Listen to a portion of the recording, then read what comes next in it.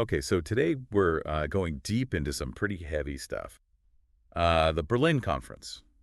Honestly, it's one of those things in history that kind of makes your jaw drop.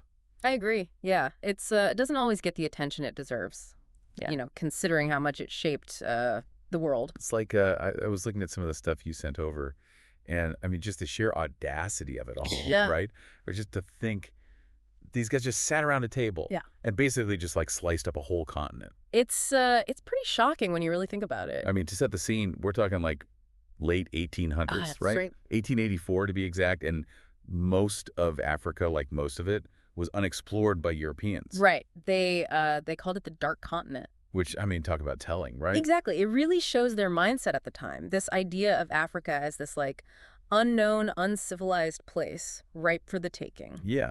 And Europe was going through a lot of changes too, right? The Industrial Revolution. So they were really looking for, resources, new Yeah, markets. exactly. And they saw Africa as this like untapped resource. And that's where this guy, Otto von Bismarck, comes in. Right. He was the Chancellor of Germany, this like, mastermind politician. Oh yeah, a big believer in real politic, power politic. Right, like the ends justify the means kind of guy. Mhm. And he saw all these European powers scrambling for Africa, and he's thinking, oh, this is going to cause a war. Exactly. He didn't want them fighting amongst themselves. So he had this idea, let's get everyone together, hash this out, come up with some rules for colonizing Africa. Okay, so Berlin Conference, 1884. All these big European powers plus the U.S. show up, and they just start carving up Africa like a pie. And the thing is, there were no Africans present at all. Yeah, it's hard to even wrap your head around that. Totally. And they drew these borders, Yeah. just lines on a map with zero regard for the people who actually lived there. I mean, they split up ethnic groups, lumped rival tribes together, ignored existing kingdoms and political systems. It was a mess. Yeah. And it's not like these problems just vanished when colonialism ended, right? Yeah, not at all. That's the really tragic part. I mean, these borders they drew, they became the basis for many modern African nations. So the problems are, like, baked in. It's like setting them up for failure. It really is. It created so much tension, so much conflict. I mean, you look at Rwanda, the genocide there. Part of that was fueled by ethnic divisions created by these, like, arbitrary colonial bearders. Yeah, yeah. That's just heartbreaking. And it's not just conflict, right? I mean, the economic systems they set up during colonialism were all about exploitation. They took resources, didn't invest in local economies.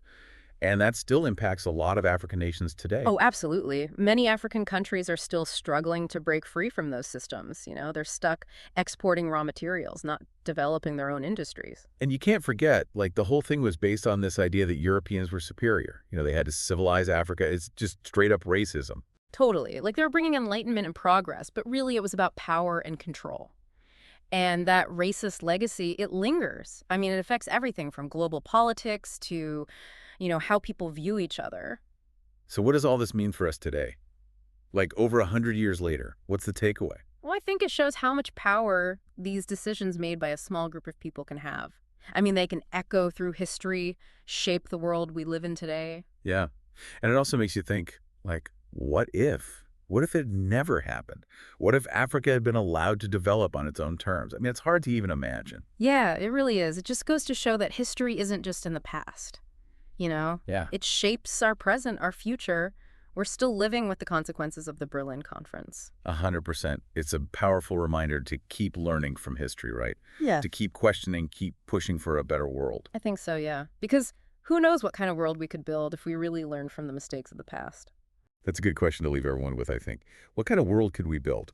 Thanks for joining me for this deep dive. It's been a pleasure. And for everyone listening, be sure to check out the show notes for links to all the sources we talked about today. And, keep exploring, keep digging. There's always more to learn. Yeah.